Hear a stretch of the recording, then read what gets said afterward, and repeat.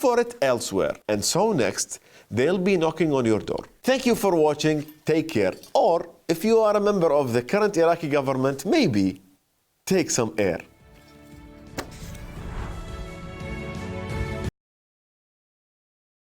That's pretty good.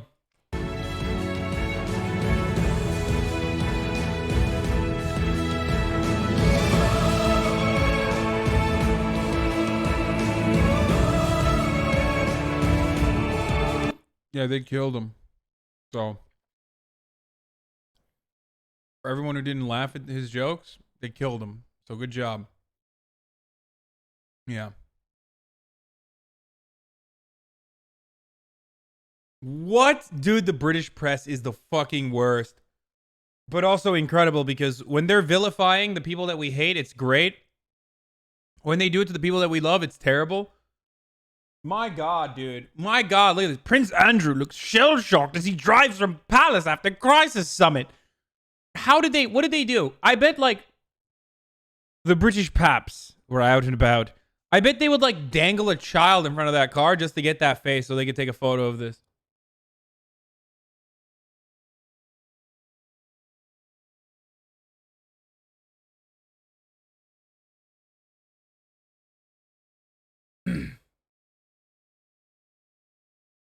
It's defo him because he isn't sweating. Yeah, look, he was too honorable and he was right. He was right about not being able to sweat. Look at his face. It's rightfully chaotic. I mean, he looks like he's in a tremendous amount of pain and anxiety and rather still unable to perspire.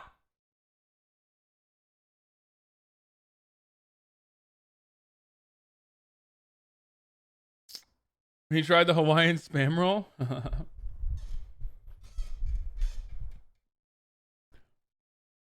And he can't sweat. Never even drives his own car. Yeah, shocking that he's driving his own car. Never forget the chat. This guy's an expert on comedy now. Oh, fuck off. Fuck off, dude. Fuck off, bruv. Fuck off, bruv. I know, fucking said that and you ignored me. Oh, this is his double. They killed him. No one else is going to drive it into a lake for him. I don't think he's going to kill himself, dude. I think he's got a pretty sweet life ahead of him still. Number 2 trending is Furry and Proud. Yeah, the Trainwreck's coming back to America, so that's why it's trending in honor of him. Very nice.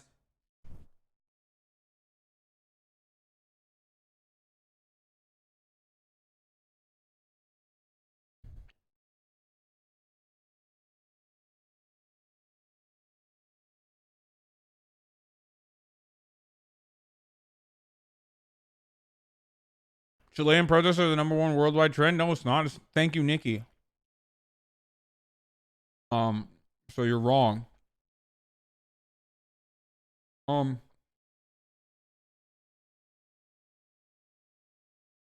said worldwide, dumbass. Shut up, bitch. I kind of want to watch the first one of the Al Bashir show now. What the fuck? This is all like... Holy shit, all of this is in Arabic. Which one's the American one, damn it? Give me the America-facing one, damn it. Where's the propaganda? Where the hell's the propaganda? Speak American, damn it. I don't know what any of this means. Where the hell's the first one?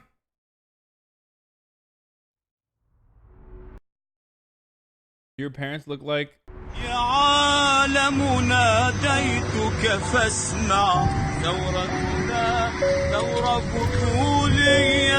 Bro, what's up with like the hot protesters, dude? This shit looks like an Indian TikTok, bro. Like, what happened? Is this something you learn on the other side of the world when you're protesting? It's like, you gotta know what good camera framing looks like. Okay? Because I guess it's a consequence. Honestly, it's probably a consequence of like the Western world never paying attention to them. So they literally had to figure out like new and unique ways to thirst trap Americans into actually like noticing the death and devastation being caused in that region. Like He's like, yeah, dude, if I just said, like, look behind me, look at all this death and devastation, no one would give a shit. That's why I have to trim my beard and, make sure my hair looks as poofed as possible before I go and start singing about the revolution.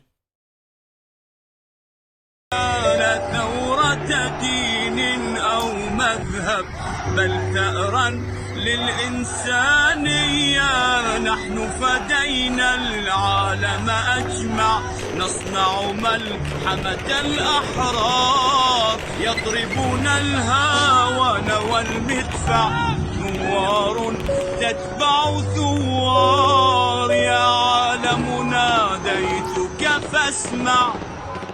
Hello, this is Baghdad calling.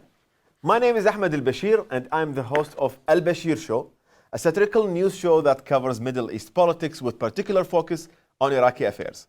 My message this week is, Iraq is at a crossroads. Will we be able to keep walking the path towards democracy? Or will everything we've been working for in Iraq since 2003 be destroyed? For 16 years following the US invasion of our country, we have tried to build a democracy from the ground up. We have tried to bring freedom and dignity to the Iraqi people. We have tried to provide liberties such as freedom of the speech, freedom of the press, the right to assemble, and the right to disagree with the government without being waterboarded or having electrodes attached to our testicles. Again. But unfortunately, the system in Iraq is not yet a democracy. Rather, it is a government of thieves, which you call kleptocracy. We don't have word for that in Arabic, so we call it as it is.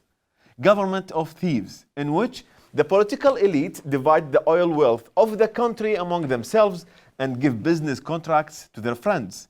And positions are allocated on the basis of sect rather than merit. Each year, thousands of young Iraqis graduate from university and they're unable to find jobs. The private sector is crowded out by crony capitalism.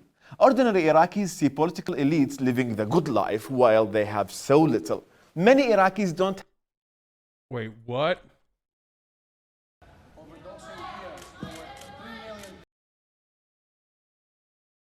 Joe Biden told someone that was protesting Obama-era deportations to vote for Trump? Thank you, Terobial. People that were deported and separated from their families. Yeah. We had this classification of families. Well, you should vote for Trump. Families you should vote for Trump. And no, I'm not going to do that. But I want to make sure that immigrant families and people like Sylvia are not afraid. And you have the power as a candidate. Okay. Let me tell you something here. Motherfucker walked away. If this shit's not plastered on every single mainstream media outlet from this moment on till the primaries are over, I mean, what am I gonna lose faith in American democracy? I don't believe in it anymore. I don't believe in that. I don't believe that we have an impartial press anyway. So yeah, it doesn't matter. None of this is going to be played on repeat. Okay. My man turned his back on a guy who was like, "Hey, Obama deported a lot of people." It's like, what's your take there? It's like, shut the fuck up, Mexican man. Some of you guys are gonna get deported. Is that what your take is? How is this any different than fucking Trump?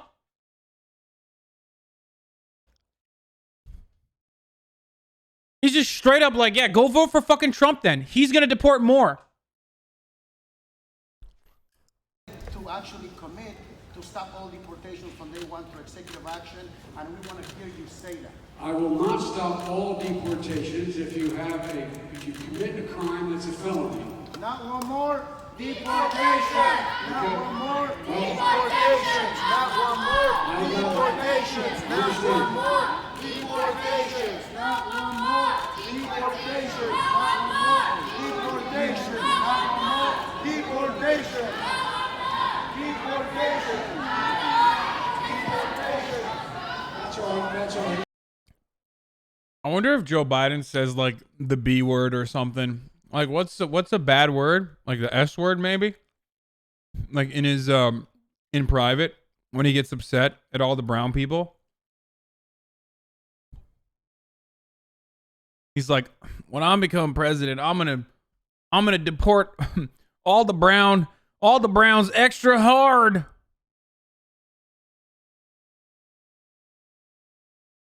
Wait, what? Difficult night for Biden. After climate protesters were escorted out, a woman asked him to please don't take money from corporations. His response, you listen to Bernie too much. Bro. Oh, dude. Oh. I'm getting angry, dude.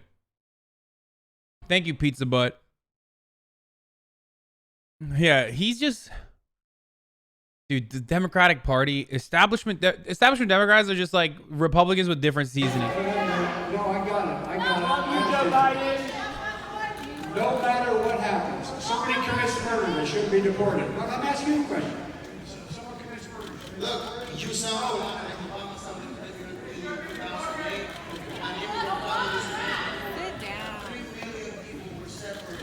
I know, but okay. Look.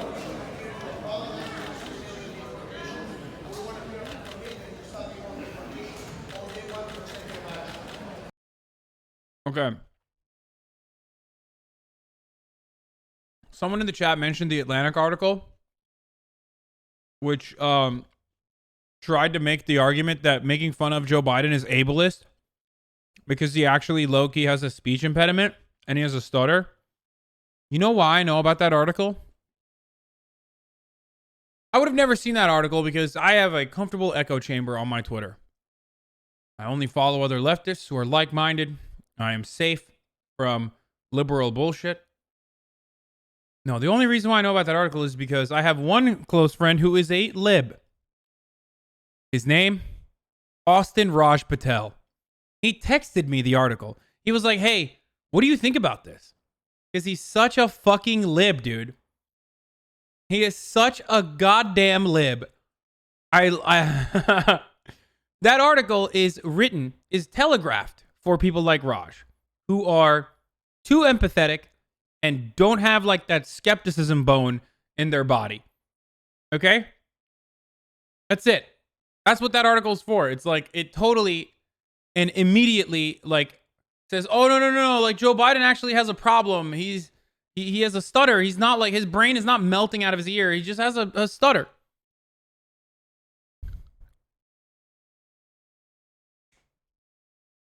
Anyway, I don't think Raj is going to get mad at this. It's not like leaking DMs or anything, but I love him. It's like, it's a very cute moment where he was like, he's just so ready.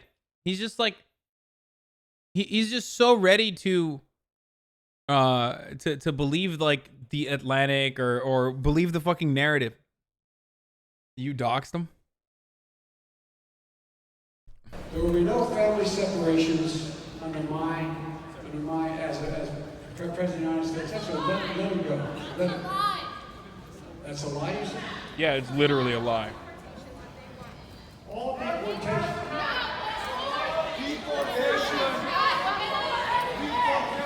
Not one more. Deportation. Not one more. Deportation. Not one more. Deportation.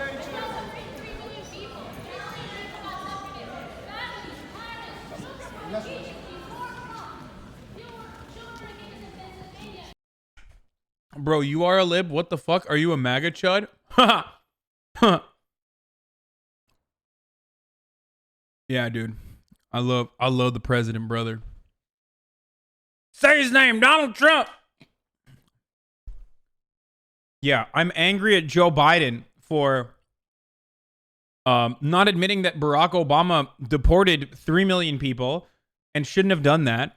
I'm angry at Joe Biden not admitting that Barack Obama did separate children in the exact same facilities that Republicans are now using and have kicked into overdrive.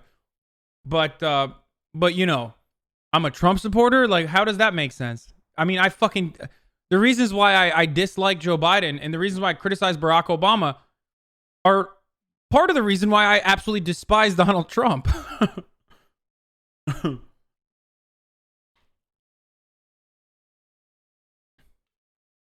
That's the thing that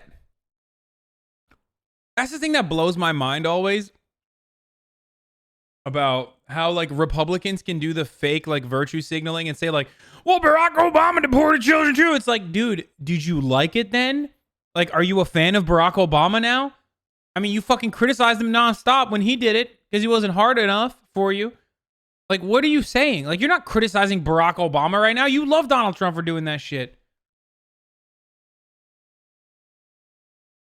So weird. It's like this weird thing where it's like, well, Barack Obama did it and you didn't speak out on it back then. It's like, okay, well, maybe people didn't know. Okay?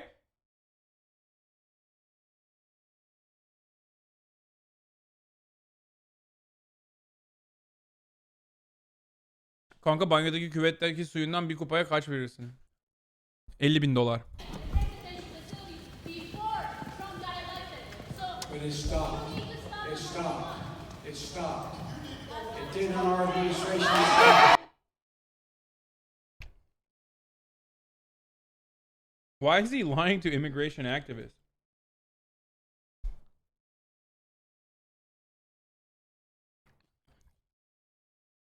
It's like the last group of people to lie about deportation numbers. You know what I mean?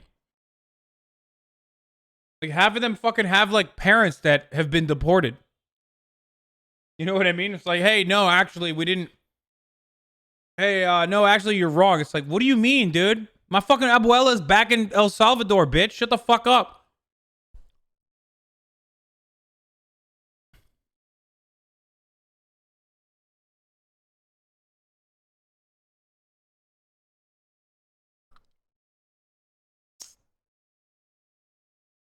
Let's see mainstream media not cover this at all. Even his Reddit looks like Tumblr. What? Jank is in El Salvador. Reality is when you make it, when you want to reality is what you make when you want to defend your Neola presidents. Yeah. Did the Obama administration deport more people than the Trump administration? I think thus far, yes, but it was over 8 years. Trump has a long way to go. Who knows how many people Trump is going to deport in a second term when he wins after destroying Joe Biden in the marketplace of ideas. Who knows? One can only dream of how much worse it's going to get.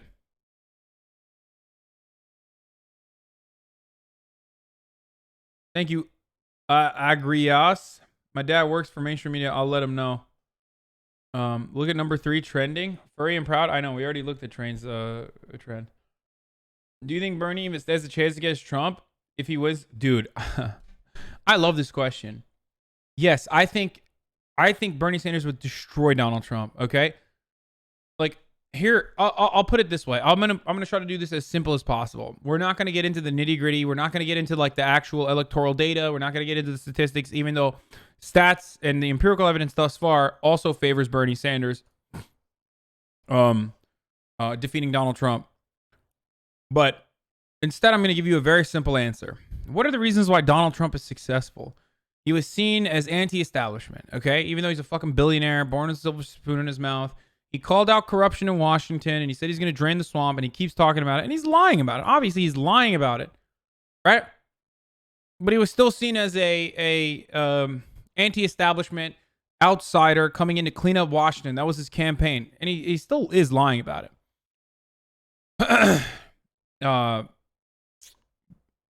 Joe Biden, on the other hand, just like Hillary Clinton, is exactly the opposite of that. He is an insider, an industry insider, been around for a while, fairly unpopular.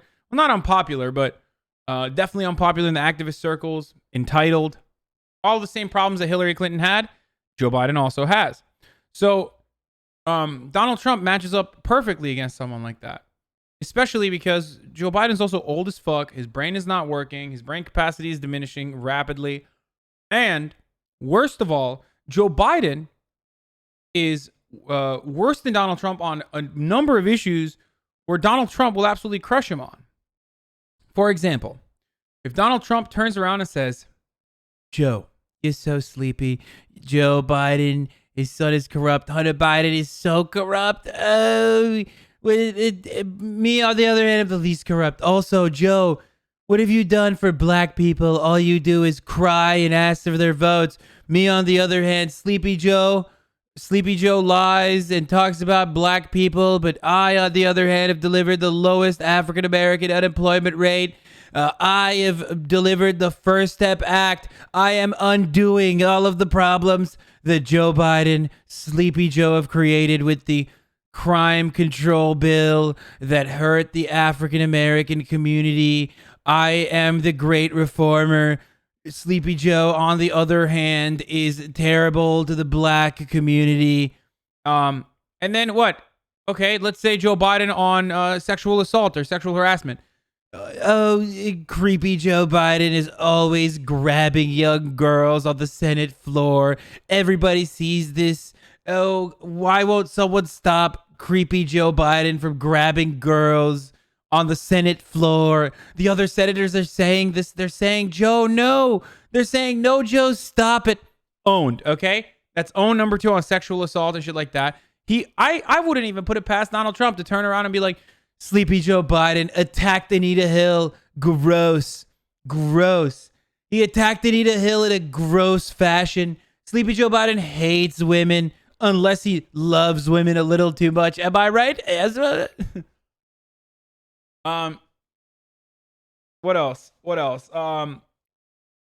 So we got Joe Biden on like racism. We got him on like women's issues. What else do we got? Anyway, my point is this. Oh, their brains are both deteriorating. So like, I think Donald Trump probably better than Joe Biden when it comes to his processing power. Wow, XVX Colin with a $50 dono. What the fuck? Thank you, XVX Colin. Holy shit, dude.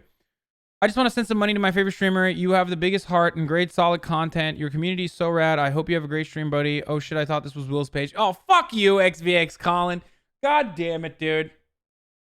Sick and tired of this. Fucking debated, dude. Son of a bitch. I'm gonna refund your $50 dono. Just kidding.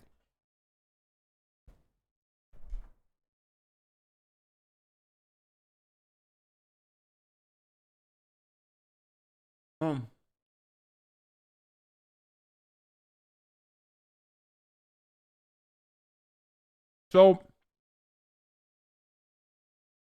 where was I?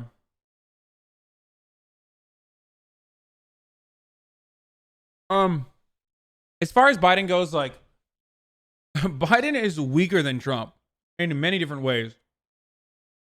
So a Biden versus Trump matchup is perfect for Donald Trump.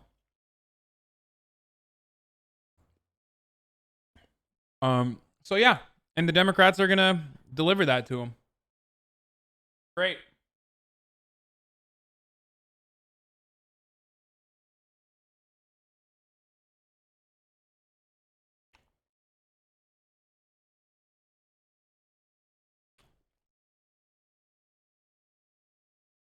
Do you think Pete is worse than Biden?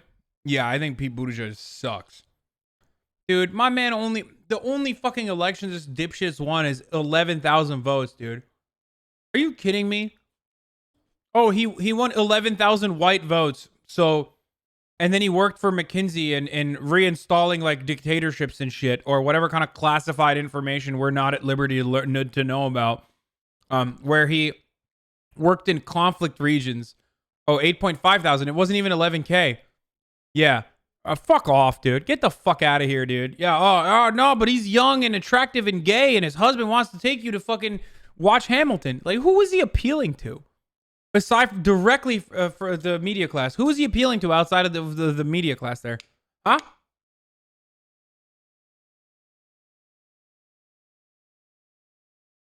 I can't wait.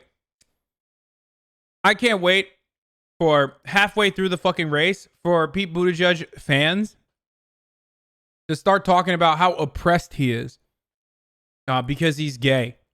It's going to happen.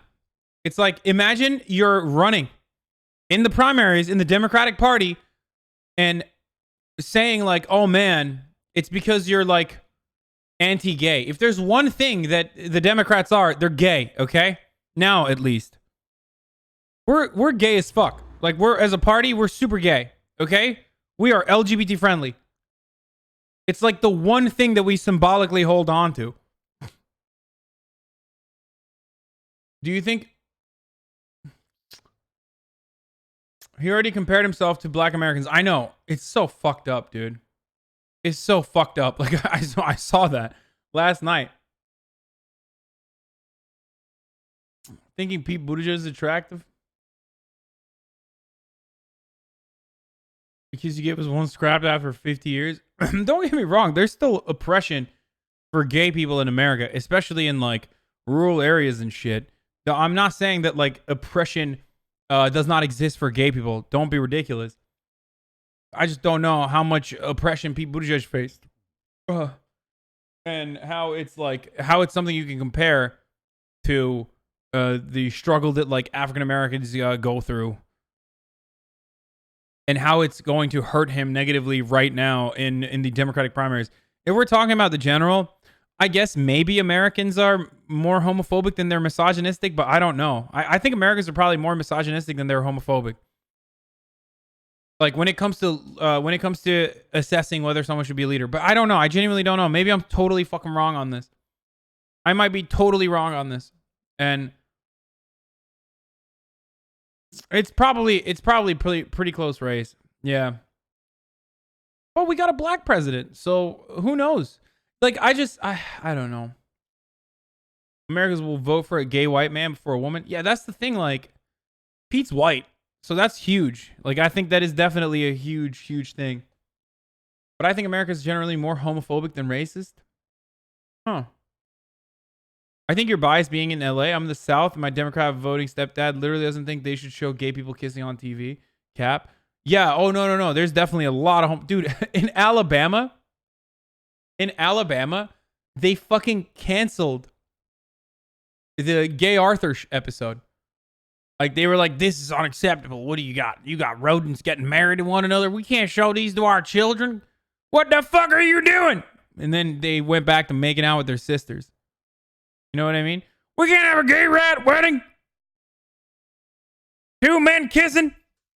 That's unacceptable. Kissing my sister in the mouth? That's what makes my pee-pee hard. Just as God intended, brother. Would you help Will Neff? A doctor spent 37 minutes sucking urine out of a man's bladder and spitting it onto an empty wine bottle during an international flight? What the fuck? I can't watch this, dude. No, I wouldn't save Will in that circumstance. I'd let him die. We're definitely more misogynistic. There's a big chunk of gay black men who actually despise black women but still consider themselves to be on the same level as one. Dude, I don't know. I think everyone just fucking thinks that whatever community they're a part of is either overly sensitive or oppressed to a higher degree.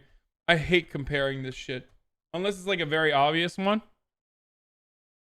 Which is like a comparison to slavery is oftentimes not great. And a comparison to the Holocaust. It just sucks. It sucks. It's very personal for everyone. The one thing we can all agree on is we're all racist, misogynistic, homophobic, and if you're from any of those backgrounds, you have to work extra hard.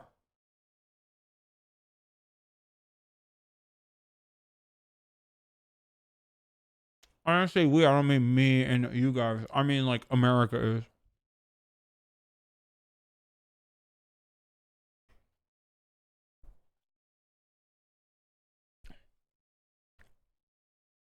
I don't know. I just haven't seen a lot of homophobia against Pete Buttigieg. Maybe it's because he's irrelevant at the moment. And when it does happen, I'll defend it. Obviously, I'll like fight off against that. It's ridiculous. Notice my broke ass?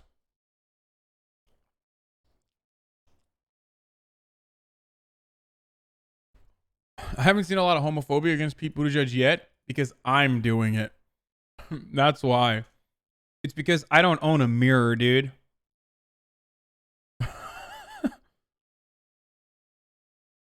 You'll defend the homophobia? No, dude. The man insisting on higher sartorial standards from his fellow members is Tory MP Terry Dix. He says that Labour scruffs like Robin Corbyn should be barred from addressing the House unless they pull their socks up. It's not a fashion parade, it's not a gentleman's club, it's not a banker's institute. It's a place where the people are represented. Is that the jumper that your mum made? Yes, it is. She didn't make the shirt as well, I suppose. No, she didn't make the shirt, that came from the co-op. But the jumper she knitted, and it's very comfortable, and it's perfect for this kind of weather because I'm hopping in and out of buildings all day long, going to meetings and different places, and it's just perfect for the winter weather. Late at night here, it's quite disgusting. After the dinners are over and the division bell rings for 10 o'clock, there's fleets of limousines draw up, and out get large Tory MPs with even larger stomachs wearing dinner jackets, and they stride in to vote. Cancelled. He's fat shaming. Fuck. On top of the anti-Semitism, I would like to add fat shaming onto the roster of why Jeremy Corbyn should be summarily executed by the Queen's mandate by 1600 o'clock tomorrow. Sorry, he's a misogynist, and I hate it. Notice how he said, "Me wife, knit this for me."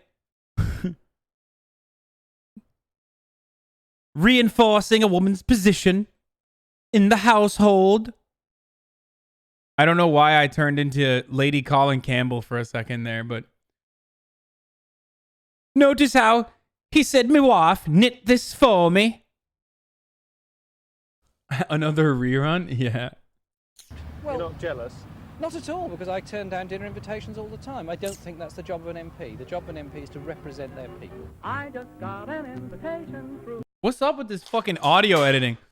BBC, so leftist. BBC is so leftist that they only give you the audio from your left ear, dude. everyone in the UK is constantly talking about like, oh man, BBC is so Tory based. It's so conservative. Meanwhile, they're like over here only. They're leftist, dude. They're actually leftist. Your present requested this evening is formal, a top hat, a white tie, and tails. Nothing now could take the wind out of my sails. Because I'm invited to step out this evening with top hat, white tie, and tails. The sartorial choice is demonstrated by the parliament members here is actually indicative of how brave and bold their campaign promises are as well. Jeremy Corbyn, on the other hand, wears some dastardly outfits. More dastardly as the misogynistic and anti-Semitic and fat-shaming opinions that he has. Time traveler Bernie? Okay, chill, dude. Bernie's hotter than this guy. Get the fuck out of here.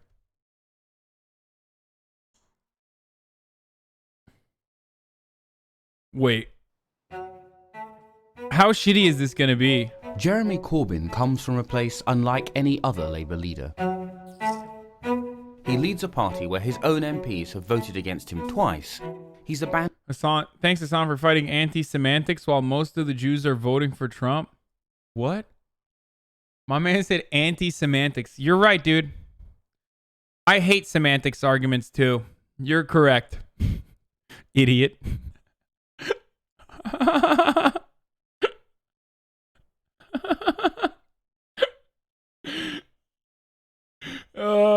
Dude, yeah, 75% of Jews voted Democrat, but go off, brother. Oh man, all the Jews are voting for Donald Trump. Okay, dude, yeah, there's like 3, and they're very wealthy, and they pay for half the Republican cabinet, and that's it. The rest of the Jewish population in America is pretty reliably voting Democrat. And everything history tells us Labour must do to win. Yet the more the country's seen of him in this campaign, the more his appeal has seemed to grow. So what have we all missed about the Corbyn project? By day, he's fighting to change the Labour Party and campaign. What tropes? It's not a trope to fucking talk about Sheldon Adelson, dude. Sheldon Adelson is very much one of the largest fucking Republican mega donors on the planet. We're not talking about him like advancing Jewish interests or some shit. We're talking about his campaign contributions. And by evening, he's fighting to change the Labour Party and campaigning. That is, in effect, not just the end of Blairism, it's the end of Thatcherism. It's the end of an entire moment in British politics. His appeal is too wide and too deep to be ignored. Corbyn was born in 1949 and grew up in the small Shropshire village of Pave Lane. Other Labour leaders from comfortable upbringings, like Clement Attlee and Tony Blair, discovered their ideals after they left home. But Jeremy Corbyn emerged almost fully formed from his upbringing in rural Shropshire. I'm from a working class part of London. He's a very middle class person. And what struck me, he'd had quite a privileged background and upbringing. He'd got to grammar school. He didn't have the things of the inner city. But that's what he wanted for everyone else.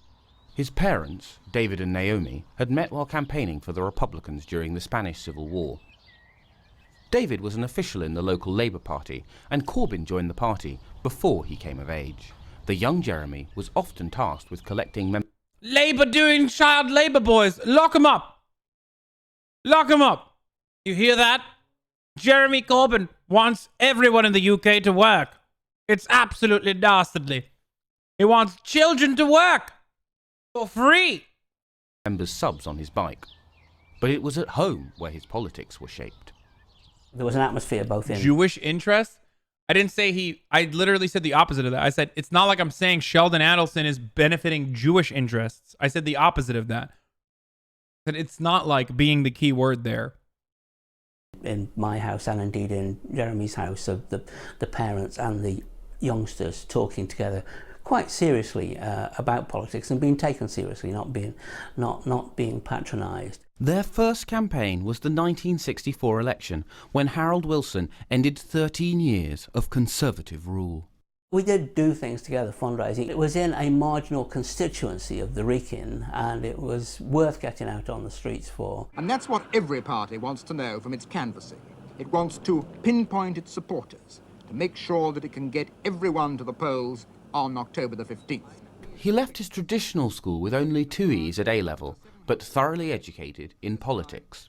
In an early example of activism, he'd refused to join the school's combined cadet force. Conscientious objectors like Corbyn were instead allowed to mow the lawns and foment rebellion. We had a little room where we could disappear when we'd done all the jobs and make ourselves a cup of tea, and it was, and indeed engage in further political discussion, because it was a time of great political discussion. But Vietnam, combined with Wilson's failure to really transform Britain, meant many on the left became disillusioned.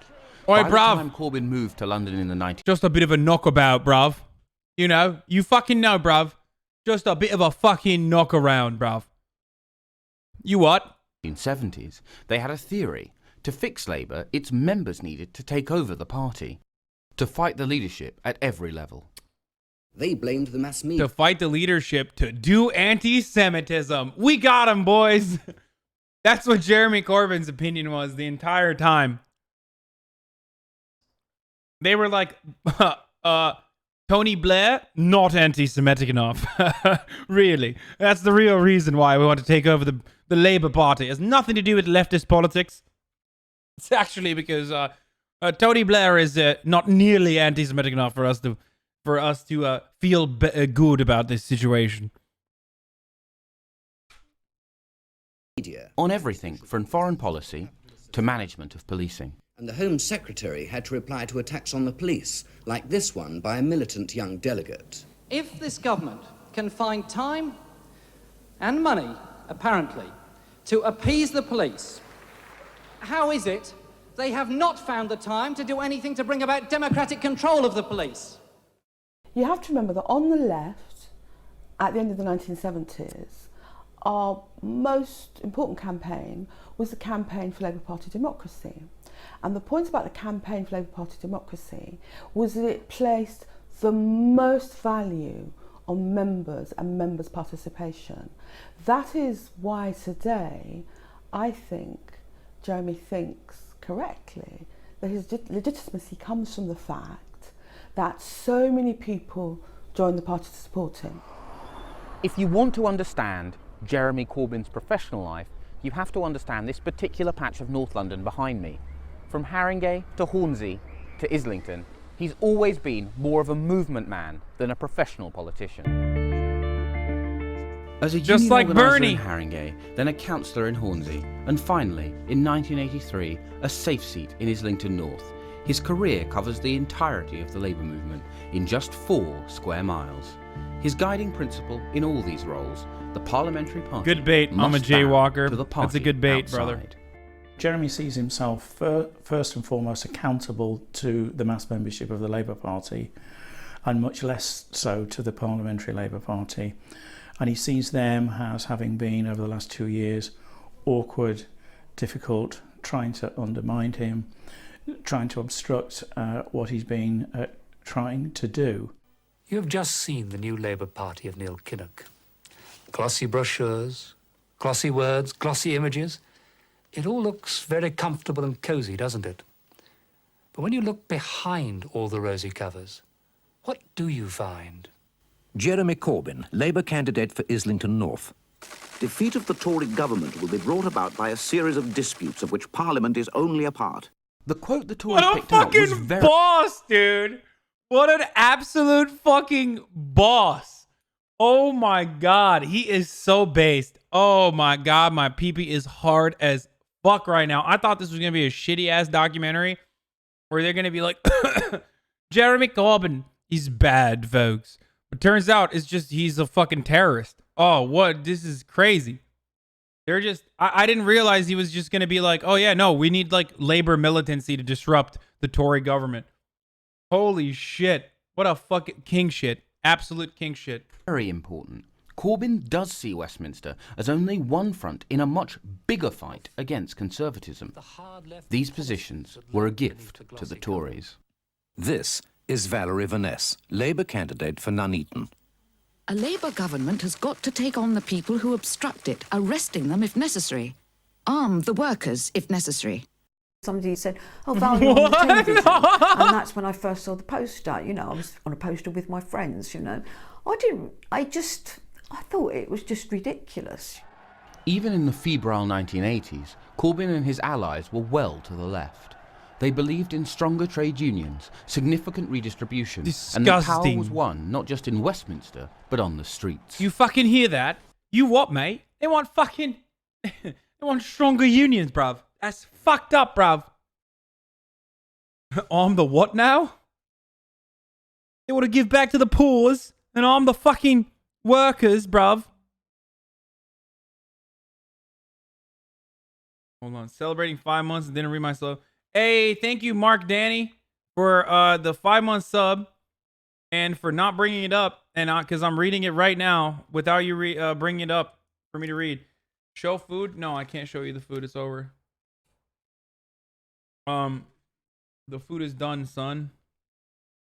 How does the accent keep getting worse? I don't know, dude. I don't know. I'm trying. I'm trying to keep the accent good, but it just keeps getting worse and worse. I don't know why. Their associations, too, offended Middle England. Corbyn embraced Martin McGuinness when he was still a pariah, and he campaigned for those convicted wrongly of pub bombings. Critics saw him as an advocate for the IRA, supporters as ahead of his time. It didn't work in 1987. Those people got elected. It didn't work. The Guildford Four were exonerated, along with the Birmingham Six, and there was a peace agreement in Ireland. So he was right, wasn't he? Mrs Thatcher is now edging towards an overall majority of 100. The problem for Corbyn was, in the late 1980s, the country and the Labour Party thought he was wrong. And it's going to be a record-breaking night. 3 victories running for a Prime Minister. We're about to get... The Parliamentary Labour Party concluded for Labour to ever win again, it had to bury its Corbynite elements. In 1996, Tony Blair joked about the very idea of a Corbyn leadership, saying, "You really..."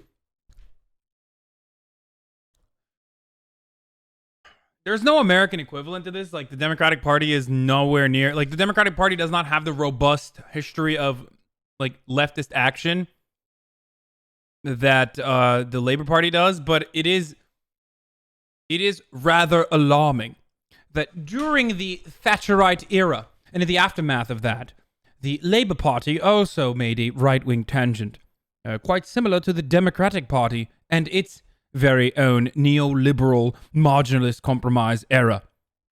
Very interesting. Very interesting indeed.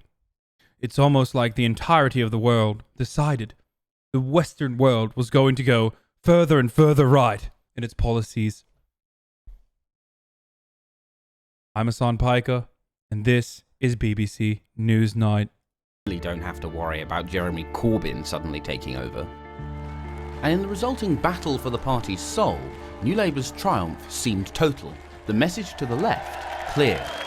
We have been elected as New Labour and we will govern as New Labour. Jeremy Corbyn has always wanted one thing, which is an ideologically pure Labour Party.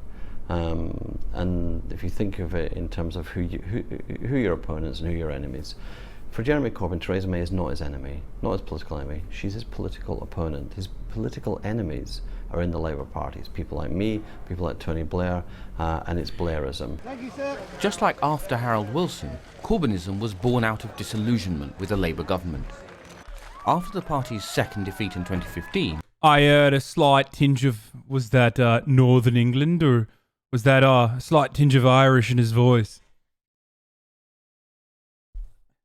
Can't trust them. Can't trust them, the Irish. The party's rules for electing its leader, intended to revive the party's right, instead boosted the left. I thought he had no chance of winning in May 15, but convinced myself and others that if he fought a good populist campaign, he could get a decent share of the vote and use it to start building. Fuck! Jeremy Corbyn. The man insists. He had no chance of winning in May 15, but convinced myself and others that if he fought a good populist campaign, he could get a decent share of the vote and use it to start building what he's always wanted, which is an extra parliamentary mass movement of progressive people. Under Corbyn, Labour membership has surged, and the Corbynites believe that a large base will keep the party on the left, preventing the compromises of the Wilson and Blair governments.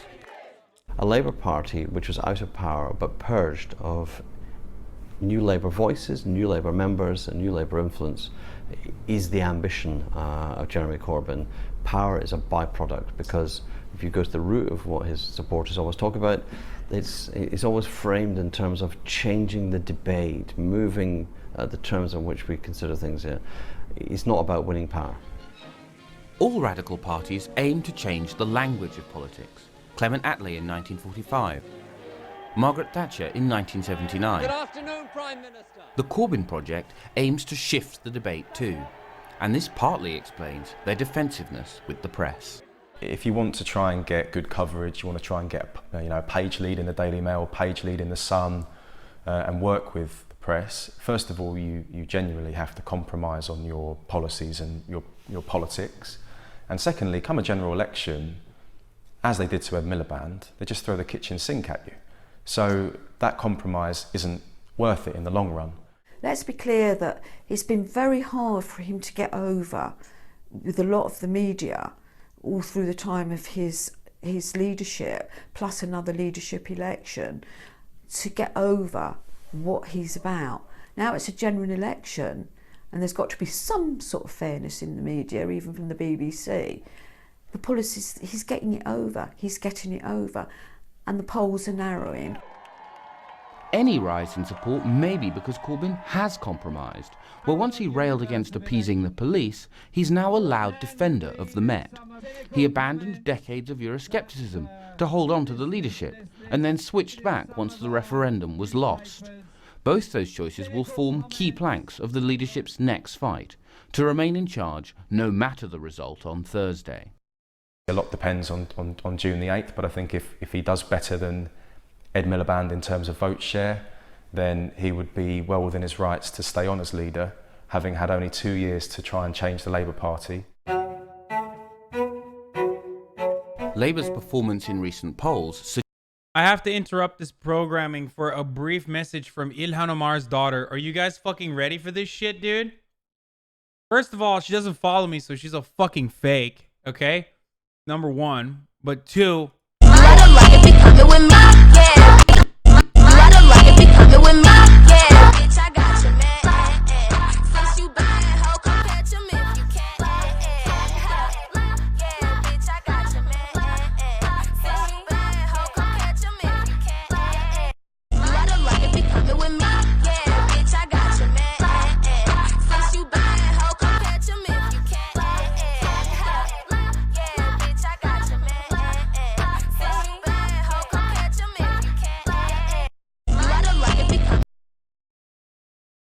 That's so fucking sick, dude. That's a retweet right there. Take notes, bub. Of course I'm taking notes, dude. Are you kidding me? I'm taking all the notes, dude. Everything I do, I steal from the Zoomers. Both the Zoomers in my audience and also Zoomers out there in general. Ilona Mara's a theater mom? No, she's not. God, I hope not. That would make me so sad.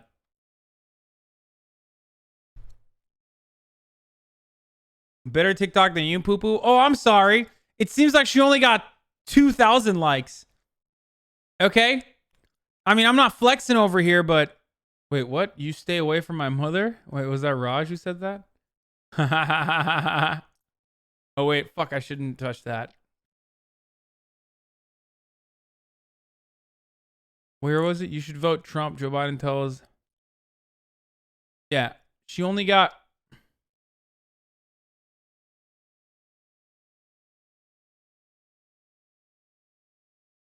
Where did you buy your shirt? It's my friend's company. You're a public figure. Of course you do numbers. She's a public figure too. What the fuck? Yeah. Anyway. That's pretty dope. Dude, I love seeing anti-capitalist Zoomers, dude. Holy shit. It's the best. You don't follow GGX updates? Is that his real account? That's not his real account. I follow his other account.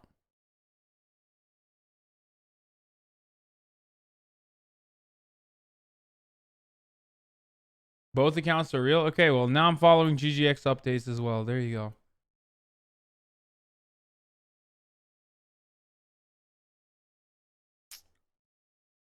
Democratic Party just needs to restart. Their offerings are worse than dog shit as far as the public is concerned. Suggests that aim might be achieved. And so the project is this: to restructure Labour so party members pull the strings, for policy to be made by the grassroots, not by think tanks, for Labour to remain firmly on the left. That would all but guarantee Corbynism endures through this election and beyond.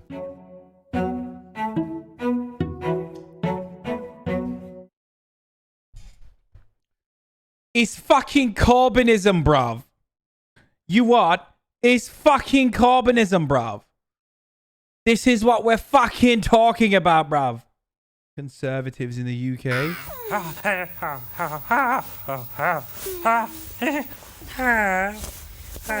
Can't you sleep, dear? No, dear. I'm most concerned about our election prospects. Don't worry, dear. I'm sure the voters will judge you on your record. Judge you on your record. Dear. Judge you on your record. Judge you on your record. On your record. On your record. On your record. On your record. On your record. On your record. On your record. On your record. On your record. Order! We find you guilty of 12 years of cock-ups. Do you have anything to say before I pass sentence? Yes, indeed. Tell him, Chris. We're so sorry if the poll tax has been causing you distress in any way. We're so sorry if you're not working. Why would you send this to me? I mean, this is like a litany of things that I hate combined into one like awful category. It's just like it's like UK politics that I'm not too fond of or too familiar with in general, combined with sing-alongs, sing-em-ups.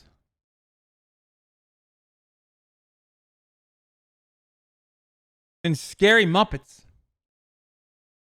An absolute disaster. An absolute disaster. Nightmare fuel, I tell you. Should we watch Secret Service Boot Camp? You okay, man? Mother. Hey, put the bat down! Police, drop the bat! I want you to take all the notions that you have about what we do in the Secret Service, that you've seen on the movies and Did they just literally show the JFK parade? Like, the balls to have a snippet of like a time when they just absolutely failed? Like, just straight up. You know, the Secret Service is a lot more than you think. on TV shows, and I want you to throw it out the window. The Secret Service is the that premier Archer? law enforcement. Why are they shooting Archer? The window. That's literally Archer, dude. What the fuck? Lana! The Secret Service is the premier law enforcement agency in the world. It is by far the best protective agency that's ever been. The Secret Service has a zero-fail mission. That is now your responsibility. Wait, what? That's not true. The fuck do you mean? Ronald Reagan got shot, JFK got shot, Abraham Lincoln got shot. Hella people got shot, bro. What the fuck? Your fail rating is like, yeah, your success rating is 0, homie. That is now the weight on your shoulders. Now you have to earn it every single day. The only reason why George W. Bush didn't get a fucking severe... Well, he did concuss himself when he fell off of a Segway. You Zoomers won't know this. And he also almost died while eating a pretzel. You Zoomers won't know that either. That's how fucking stupid George W. Bush was. The only reason why he's alive is because he dodged, personally, a shoe from a brave soldier. Not a soldier. He's actually a journalist. But I almost called him a brave you-know-what. Not one, but 2 shoes.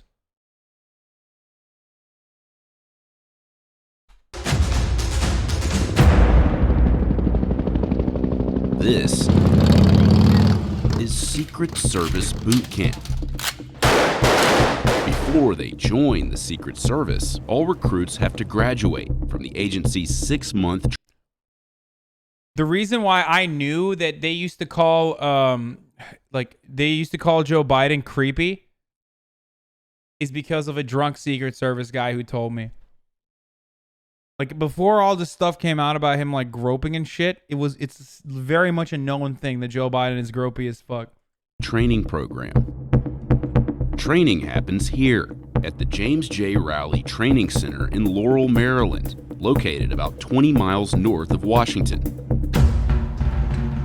Welcome to the James J. Rowley United States Secret Service Training Center. On day 1, a new class of recruits arrives at the academy. Have a seat. Every one of you sitting here right now, there was about 100 other applicants that tried to get the seat that you have earned. How did you earn that seat? You earned that seat by getting through our very, very difficult and in-depth vetting process. And you should be congratulated. And I hope you celebrated, because the celebration time is over. Now's the time for business. Muntadar al-Zaidi, he became a political prisoner because of it and ran for office this year as a socialist, and after losing continues to do anti-occupation work as a journalist. Please don't dehumanize him. Not only that, but also he's fucking jacked as shit, dude. Isn't he? Isn't he getting jacked now? Okay, woke ass, we get it.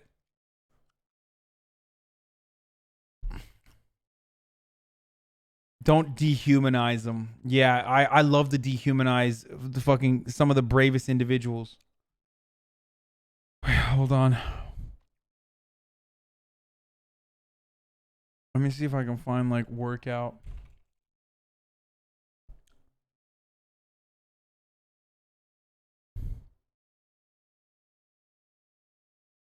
I remember watching like a gym compilation or something of him. Yeah, here he is getting kissed by his dad, which is an age-old American tradition. So, you know, Iraqis, they're just like us. They kiss their dads too. Everybody clear on that? On Saturday, you will... Well, she already mentioned that he was a socialist, so you know he was a Cumtown fan, obviously. Before they begin their Secret Service specific training, these recruits will spend 3 months at the Federal Law Enforcement Training Center in Artesia, New Mexico. Get back in the building now! Before returning to Maryland for 3 more months of focused training. That includes driving, marksmanship, hand-to-hand combat, and realistic threat scenarios. You're going to hear a phrase over and over and over again throughout your training, in particular this week. The Secret Service has a zero-fail mission. What that means in layman's terms, ladies and gentlemen, is this. You don't get a bad day in the Secret Service. There's plenty of other pursuits out there, noble pursuits, lawyers, plumbers, firemen. That's a cap for me, dude. That's a cap. And doctors. If one of those folks has a rough night the night before, stays out late, they have to deal with their boss, some kind of disciplinary action. If you have a bad day and you don't do your job, you're going to change the world. Is there anyone that doesn't want to proceed at this point? All right, then let's get down to business. We spent 3 days at the training center, where we observed recruits at various stages of training. It's going to be a long week. For the new class, their first week focuses on a physical evaluation. Let's go! And getting rid of any bad habits they may have brought into the academy. We left yesterday without chairs being pushed in, and now we can't pay attention to detail 1 minute after the detail's given out. And we're laughing and joking in here. It is going to be an extremely long week. Do not make plans for Friday getting out of here on time, because that ain't happening. Although we were allowed to film inside the academy, our access was limited, and we were only able to film certain aspects of training, the rest of which remained secret. There's certain things that we will not be able to show yourself or any other members of the media here, and that's really for the safety of our protectees. We don't want to advertise our playbook, so to speak. For example, we weren't able to film any training that incorporated this partial replica of Air Force One, used to create specific scenarios where the president is threatened. We don't want to give people specifics into our protective methodologies that we have in place for some of our protection. Clearly, some of those things we cannot share, and that's really to make sure that we're not giving any sort of an advantage to any of our adversaries out there. United States Secret Service, America's first line of defense against the counterfeiter and the crank. The Secret Service was founded in 1865. Its primary mission? To combat the counterfeiting of U.S. currency. The famed Secret Service, whose foremost duty is protecting the President of the United States and his family. The Secret Service began its protective mission after the 1901 assassination of President William McKinley. I am the President's personal bodyguard. I go where he goes. I want to say. Bro, the early 1900s was so insane, dude. Just imagine ripping bogues on national television like, I'm the president's bodyguard, you see? God damn, bro. What the fuck happened to this guy? They beat his face with a shovel? Holy shit. That anybody who has no business with him better look out. And believe me, I don't mean maybe. I mean, yeah, didn't someone almost kill FDR too? I guess they succeeded. Since the Secret Service began its protective mission, the president has remained a target. Since 1901, President Kennedy has been the sole president to die at the hands of an assassin, despite numerous attempts by others. Like in 1994, when a gunman opened fire on the White House while President Clinton watched a football game inside. Due to the weight of our protective mission, we have to make sure that anyone in those positions is truly worthy of trust and confidence, which is our motto here. We're getting ready to go into another campaign year, so we have to build up our workforce in order to help support that.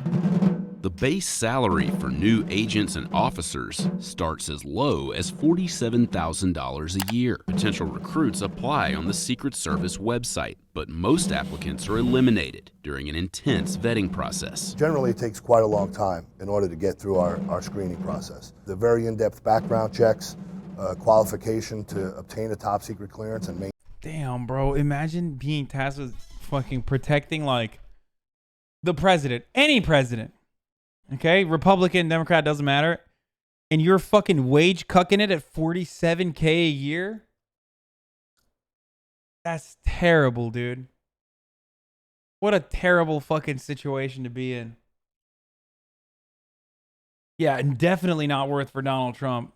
You don't want to protect Bernie? I'd do it for free for Bernie. I put my body on the line for him, but maintain one, to undergo a polygraph examination, successfully pass that. They have a lot to be proud of just for the fact that they're sitting here. Stay right there.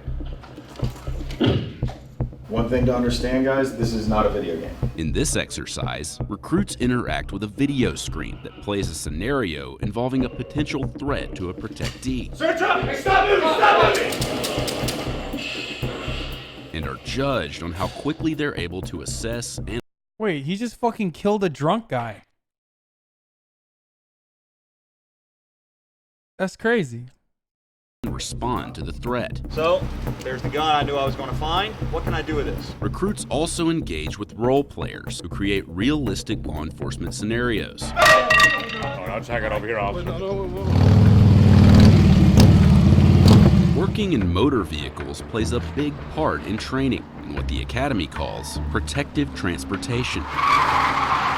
Recruits train behind the wheel of high-speed Dodge Challengers and Chevy Suburbans. The Secret Service's mission is to get protectees safely from point A to point B. The training that we provide enhances that mission, that foundational driving that they are going to need to be effective Secret Service agents. All right, everybody ready? All right. Recruits also experience a rollover simulator to prepare them for what it's like inside a vehicle that's flipped over. Next 4 up. The instructor allowed us in the simulator. I'm upside down. To experience it from the inside. Wait, he's having fun, dude. This literally ruins the fucking... What? He's like having the time of his life, dude. Recruits spend hours on the firing range. They cross paths with active agents who've come back to the academy for in-service training. Recruits engage in water-based scenarios. This is for the beach scene when Donald Trump goes to the beach. Including being challenged to escape from this apparatus, which simulates being trapped in a helicopter that's flipped upside down underwater. You guys good? You still want to be here? Yes, ma'am. You guys ready to do some team tactics? Yes, ma'am. Recruits learn control tactics used to detain and subdue an assailant. Male and female recruits train together throughout base. So does he just kill everybody? You're not subduing anyone. You're just murking them, dude. What? Yeah, he's just yelling, drop your knife while clicking on this little clicky-clacky thing. Basic training. Of the approximately 7,000 people in the Secret Service, less than 25% are female. Just fucking murking them, dude. I'm gonna come around and check your seals one more time. One of the most challenging parts of training occurs when the recruits are exposed to tear gas.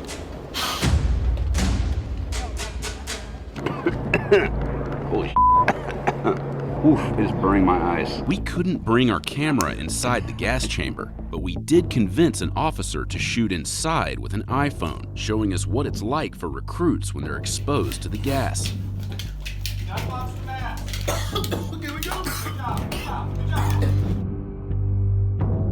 They always do this. Every branch of the military, police, we weren't allowed to interview recruits during training or to film at graduation.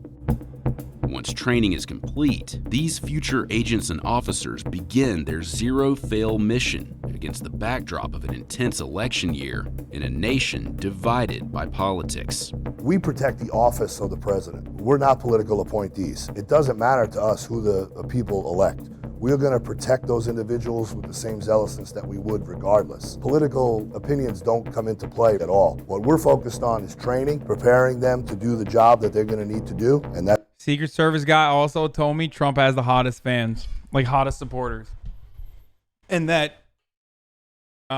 liberal supporters are not very hot. I don't know if he was a Trump supporter or not, but he said all the chicks were the hottest at Trump rallies.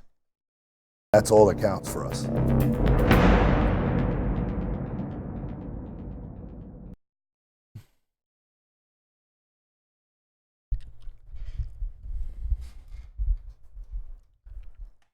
I know you hate Trump, but do you also hate Ivanka, even though she's a baddie? I never said I hate Ivanka. I love Ivanka.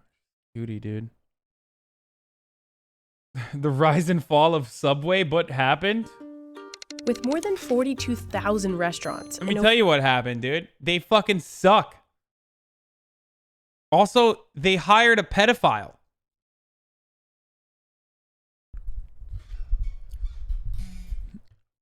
Let's see what... I mean, Subway was like the most prolific...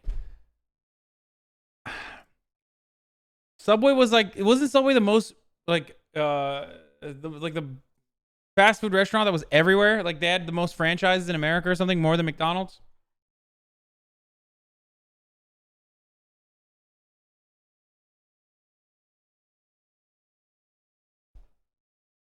Over 100 countries, Subway has the most locations of any fast food chain on the planet.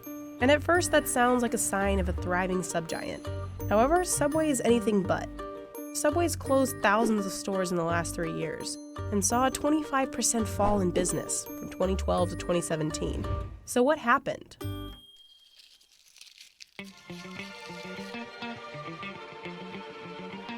The chain began as Pete's Super Submarines in Bridgeport, Connecticut in 1965. 3 years later, co-founders Fred DeLuca and Peter Buck rebranded it to simply Subway. Subway's famous giant foot-long sandwiches are made right before your eyes, the way you want them. What was so compelling then, and still is today about Subway, is really an open kitchen format. In many ways, they really... I want to know if this is the guy who literally hired the pedo. Like... And still is... Like... Actually, we can find out. Let's see when he started working there. Len Van Poppering.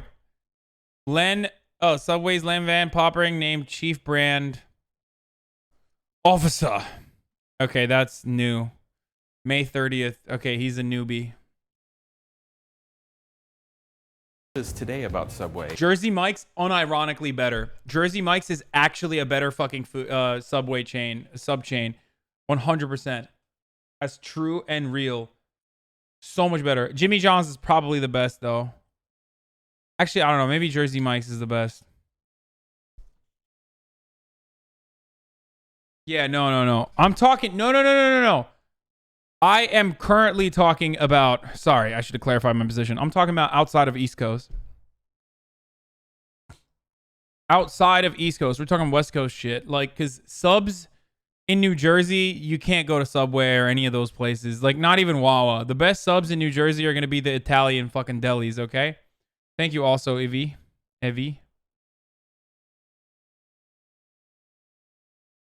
Yeah, most delis, you got to go to a fucking bodega or you got to go to, like, an Italian deli if you're going to...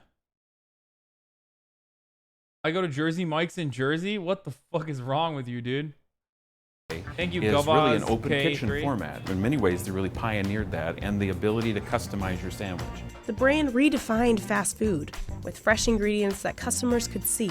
Compared to other fast food chains at the time, it felt healthy. And it worked. By 1981, there were 200 locations across the U.S. And soon after, Subway went international. In the late 70s and in the 80s and in the 90s, everyone knew about Subway. I mean, they were everywhere. They're still everywhere.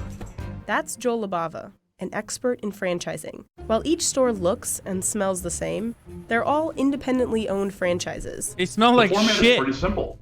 You buy a franchise, You get trained. They help you secure a location. They help with a grand opening, and you're open. You're open for business. Follow the several hundred-page operating manual. Do the advertising, and customers will come in. Not only were Subway franchises successful, they were, and still are, one of the cheapest chains to franchise. It costs between $116,000 and $263,000 to open a Subway franchise. Compare that to opening a McDonald's, which costs up to $2.2 million. Because Subways were easy to open, the number of stores skyrocketed. Between 1990 and 1998, store locations rose from 5,000 to 13,200.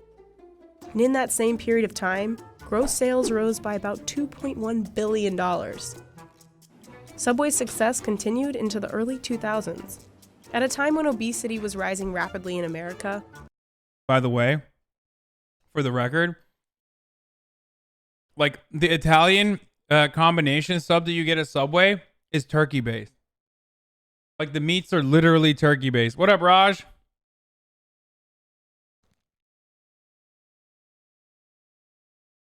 Subway continued to market itself as a healthy alternative to fast food.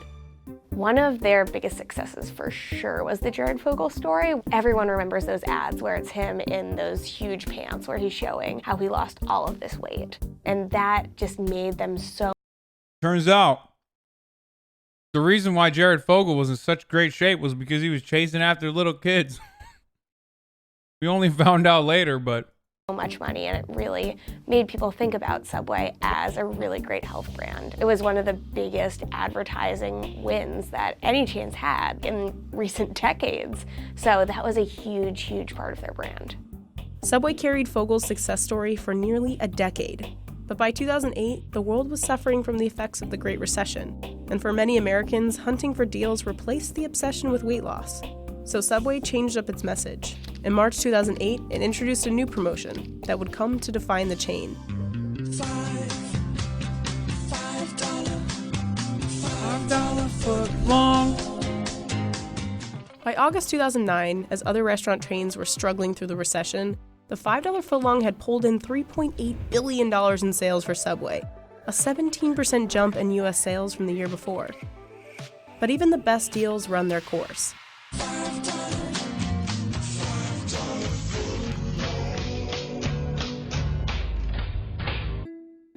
Starting in 2014, Subway sales began steadily dropping.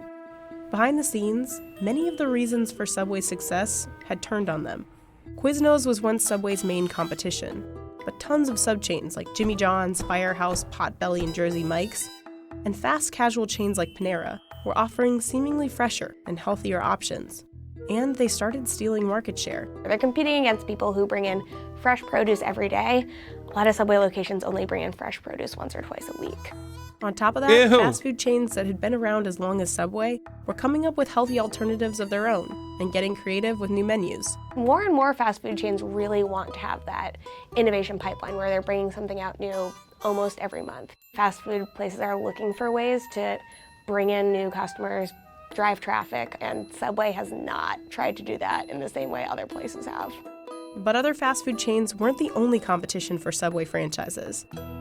With Subway's franchising model making it so easy to open locations, stores inevitably started opening up around the corner from each other in lucrative markets. Take downtown Manhattan, for example.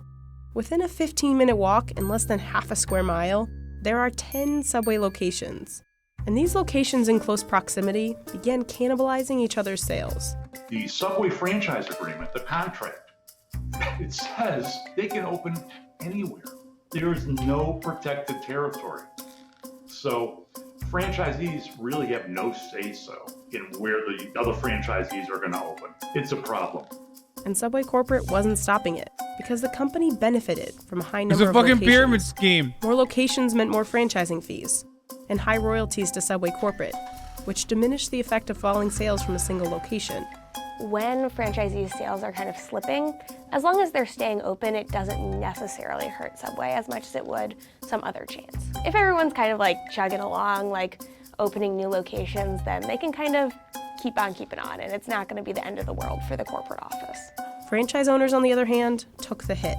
In 2012, each Subway franchise generated an average of $482,000 a year. Holy shit. 4 years later, that number had slipped to $422,000 a year. For comparison, the average annual slipped $422,000 a year. For comparison, the average annual revenue of a McDonald's franchise in 2016 was $2.6 million. And to make matters worse, Subway would lose the face of its company. In 2015, the man who had embodied Subway's fresh mission was charged. Oh no! With possession of child pornography. You guys remember when Chapo used to do the Gerald Fogel Innocence Project? Ah, good old days. That's old Chapo. You Zoomers don't know.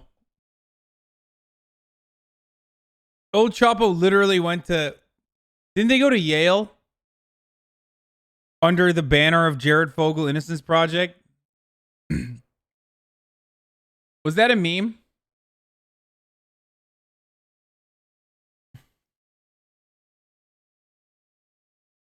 Nebraska Chapo. Yeah. Pornography and having sex with minors. Subway cut ties with Fogle, and he was sentenced to 15.5 years in federal prison. And the Jared Fogle thing kind of basically went from a huge positive to a huge liability, like the worst things possible that your brand could be associated with. All of these things created the perfect storm for Subway, and soon locations started to close. In 2016, Subway closed 359 stores in the US. It was the first year the chain closed more locations than it opened. In 2017, that number was over 800, and by the end of 2018, over 1,000 locations had closed. With all these sour ingredients, it's hard to imagine Subway could bounce back. But the chain is certainly trying. Like, I'm sorry, guys, but if you have cucumbers in your sub, like, that's not a sub. That's a sandwich. If you're putting cucumbers in your sub, like, that, it's just a totally different concoction. Yeah, hit me with the question marks all day, baby. That's a salad hiding as a sandwich. Oh, God. I am such a... Purists are... look. I'm a fucking food fascist. And the food fascist has spoken.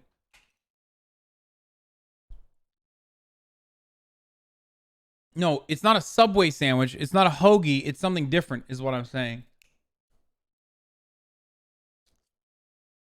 Like, you wouldn't say that a sub is the same as, like, a club sandwich, right? It's a sandwich is an umbrella term for it. A submarine sandwich is totally different than just like a different kind of sandwich. Yeah, I'll do food racism all day.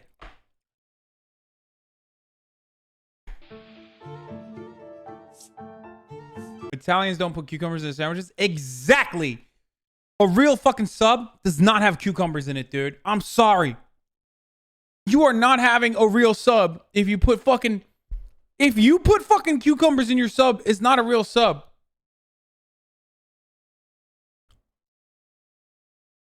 I'll fucking take that to the death, dude. I will, this is the hill I will die on.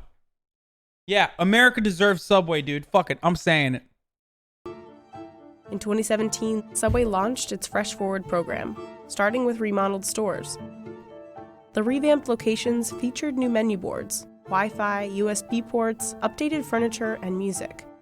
I will give Subway credit. They're doing something interesting. They're offering grants where if a franchisee applies and everything's in line, they can get up to $10,000 towards remodeling. By the end of 2020, over 10,000 locations will have this new restaurant design. But Subway says food is its next priority, and it's backing it up with an $80 million investment in updated menu items. Subway's partnered with the media company Tastemade to develop hundreds of new menu ideas, like the Green Goddess. Lol, Tastemade also is going under. Good one, Subway. Tuna melt and the Southern style French dip. In 2018, the chain introduced its... Also, you didn't have to fucking partner with a failing YouTube MCN to come up with the tuna melt. God, this is why Wawa is superior, dude. Because Wawa and Subway are on the same wavelength of, like, affordable sandwiches. It's just like, ugh, it's disgusting. It's like eating breaded vomit in comparison to eating like an angel's pussy. You know what I mean? It's just, I don't know why I went there, but Wawa is just good, Subway bad. That was the point I was trying to make. I've never had Quick Check. That was the Coomer take. Eating an angel's ass. Eating angel ass. Togo's over Wawa? Okay.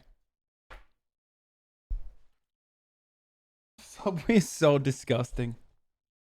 I hope, hey, if you're a Republican, Subway's very good. Please keep eating there. It's cheesy garlic bread, its most successful promotion in the last 5 years. And in 2019, a line of ciabatta sandwiches